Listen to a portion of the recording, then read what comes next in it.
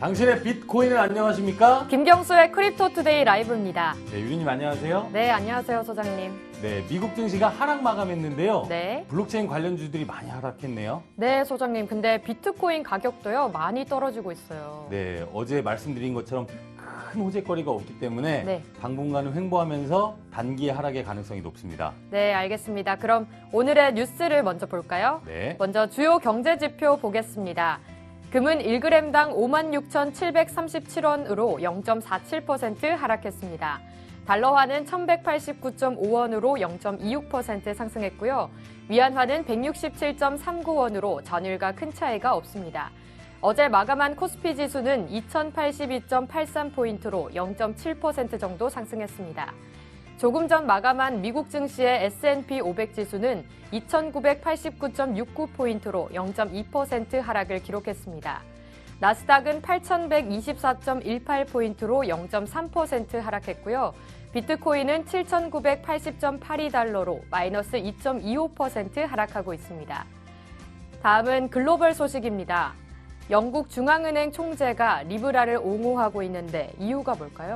네, 영국의 카니 총재가 네. 소셜 미디어 기업이 리스크 부담에도 불구하고 이 같은 프로젝트를 만드는 것은 그 이유가 현존하는 결제 시스템의 어떤 단점 때문이다라고 밝혔습니다. 그 네. 맞는 얘기인 것 같아요. 또 그 총재가 탈국경, 송금 비용은 특히 중소기업들한테 불리하다. 그리고 회사가 직불 결제 시에는 거래당 기본 2%를 지불해야 하고 송금 시간도 굉장히 오래 걸린다고 지적했습니다. 그러니까 이런 부분을 해결하기 위해서 나왔는데 왜 너네들이 자꾸 이렇게 뭐라고 하냐. 네. 니네들이 좀 잘하지 라는 이야기입니다. 다음 소식은 미국 3대 규제기관인 암호화폐에 은행법을 적용한다고 합니다.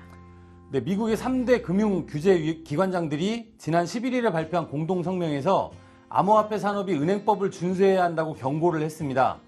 성명에는 히스타버 상품선물거래위원회 위원장, 케네스 블랑코 금융범죄단속국 국장, 제이 클레이튼 증권거래위원회 위원장이 서명을 했습니다. 다음 소식입니다. 스웨덴 중앙은행 총재는 리브라가 전 세계 중앙은행에 중대한 전환점을 마련해 주었다고 했습니다.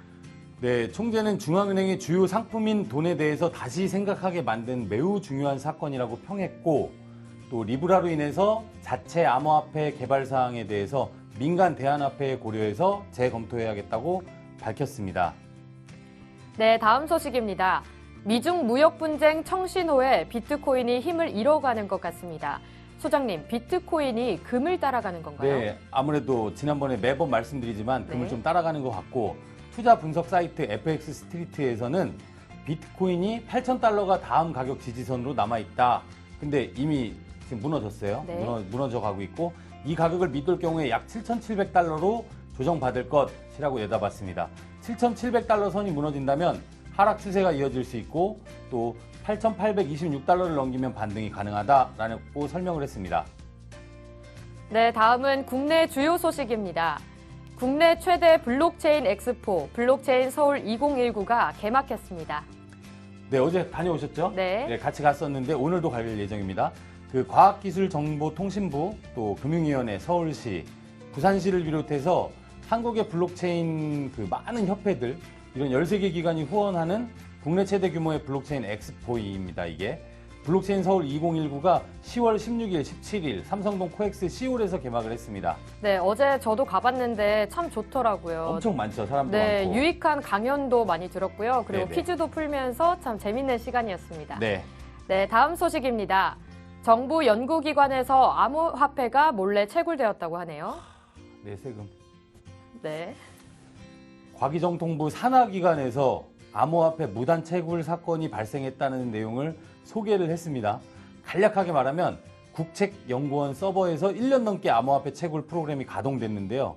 아무도 몰랐다는 겁니다, 이거를. 카이스트 연구실, 카이스트에서. 지질자원연구원에서 네. 악성 코드가 이렇게 심어졌는데도 과기부에서 안일하게 이 대응해서 사태를 키웠다고 하네요. 공무원님들 일 좀 똑바로 좀 하시기 바랍니다.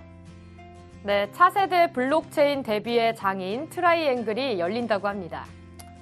네, 블록체인 마케팅 기업인 스타인테크가 오는 11월 11일 스타트업들의 데뷔 플랫폼 트라이앵글을 공식 런칭할 예정입니다. 트라이앵글은 기술 중심 스타트업들의 경연대회로 수상작들은 글로벌 암호화폐 거래소 MXC, 비트포렉스, OKX 코리아 무료 상장 혜택이 주어진다고 하는데요. 국내 블록체인 프로젝트 10개를 선발해서 총 5주간 행사를 진행한다고 합니다. 네, 좋은 일인데요. 네. 네. 다음 소식입니다. 세종텔레콤이 코인원 인수 검토서를 일축했네요. 아, 이걸 팠네요. 디센터가. 네. 그 코인원이라는 거래소가 있잖아요. 네네. 지금 업계에서 3위 정도 하는 거래소인데 그 세종텔레콤이 인수를 한다라는 소문이 이쪽 업계에서 계속 네네. 떠들고 있었거든요. 근데 세종텔레콤 관계자의 말을 인용하면 코인원 인수 검토설은 사실이 아니다라고 딱 잘라서 이야기를 했네요. 미디어에 따르면 복수업계 관계자는 아직 계약이 확정된 것은 아니지만 세종텔레콤이 코인원 주요 주주와 코인원 인수에 대해서 논의를 진행하고 있다. 저도 들었습니다, 사실. 세종텔레콤 외에서 다른 곳에서도 코인원의 인수를 제안한 것으로 알고는 있지만 하지만 이와 관련해서 세종텔레콤의 홍보 담당자가 절대 사실 무근이라고 강하게 반박을 했고 검토하고 있지도 않다라고 말한 것으로 알려졌습니다. 어느 회사에서 코인원을 인수할지 잘 모르겠네요. 지켜봐야겠습니다. 네, 다음은 거래소 소식 보겠습니다. 업비트가 BTC, LTC 월렛 업그레이드에 앞서서 입출금을 중단했습니다. 네, 이 부분 되게 중요한데요. 10월 17일 21시부터 업그레이드 완료 후에 별도 안내 예정이니까요. 어제 말씀드린 대로 비트코인 지갑 주소 여러분들 조심하셔서 사용하시기 바랍니다. 이전 주소는 사용하시면 안 됩니다. 포블게이트가 17일 암호화폐 레이븐 코인을 상장하네요. 네, 레이븐 코인 같은 경우에는 굉장히 그 블록체인 허브나 여러 커뮤니티에서 화제가 되고 있는 코인이거든요. 네. 그 토큰과 같은 자산 전송에 최적화된 오픈소스 블록체인 플랫폼입니다. 후오비에서 프리미어 파트너 10월 혜택을 오픈했습니다. 네, 프리미어 파트너라는 게 일평균 10만 달러 이상의 자산 예치 고객 또는 300만 달러 이상의 거래 고객에게 이 다양한 서비스를 이용할 수 있는 쿠폰북을 드리는 행사거든요. 네. 뭐 커피 쿠폰도 있고 여러 네네. 가지 다양한 혜택들이 있는데 돈이 좀 많으신 분들은 후오비에 예치하시고 뭐 네. 좀 타가셔도 근데 돈 많은 분들이 이런 거 안 챙겨 먹죠. 네, 한비코에서 17일 3시부터 6시까지 약 3시간 동안 서버 점검이 있습니다. 유념하시기 바랍니다. 다음 소식입니다.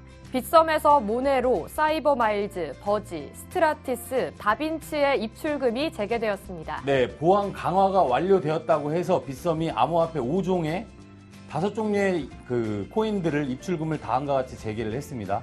오늘 오후 3시부터입니다. 모네로, 사이버마일즈, 버지, 스트라티스, 다빈치. 근데 이게 네. 뭐가 강화되는지는 모르겠지만 어쨌든 네. 뭐가 고쳐졌으니까 허락을 했겠죠. 네. 네, 재개 소식 됐습니다. 네, 다음은 업계 주요 소식입니다. 빗썸, 코인원 등의 거래소들의 투자 유의 종목이 무더기 지정이 계속되었는데요. 걸러내기를 본격화하는 건가요? 네, 해야죠. 왜냐하면 네. 거래량도 없고 커뮤니티들의 지지도 없는데 그 유동성이 없는 것들을 괜히 그 계속해서 상장시키고 있으면 네. 아무래도 거래소 입장에서도 불편해질 거고 또 남아있는 코인 업체들한테 좀 열심히 해라, 뭐 투자자들한테 열심히 좀 활동 좀 해주세요라고 본보기가 될 수 있으니까요. 그래서 암호화폐 거래소들 같은 경우에는 투자자 보호를 위해서 잇따라서 투자 유의 종목을 지정하고 있는데 현재로 봐서는 거래량이 주인 것 같아요.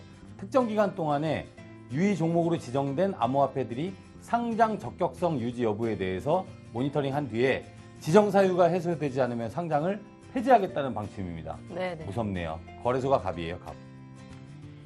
24일 텔레그램 톤의 적격성 여부를 놓고 청문회를 개최한다고 합니다. 와, 청문회까지 갔네요, 결국. 네.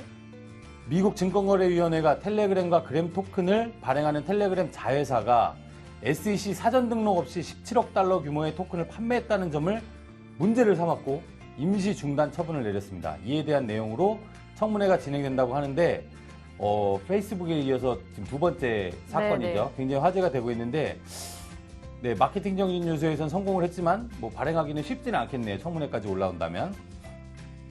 네, 다음은요. 비트코인 누적 거래 수수료가 10억 달러를 돌파했다고 합니다. 와, 대단한 거 아닌가요? 네, 근데 10억 달러가 얼마인지도 잘 모르겠네요. 네.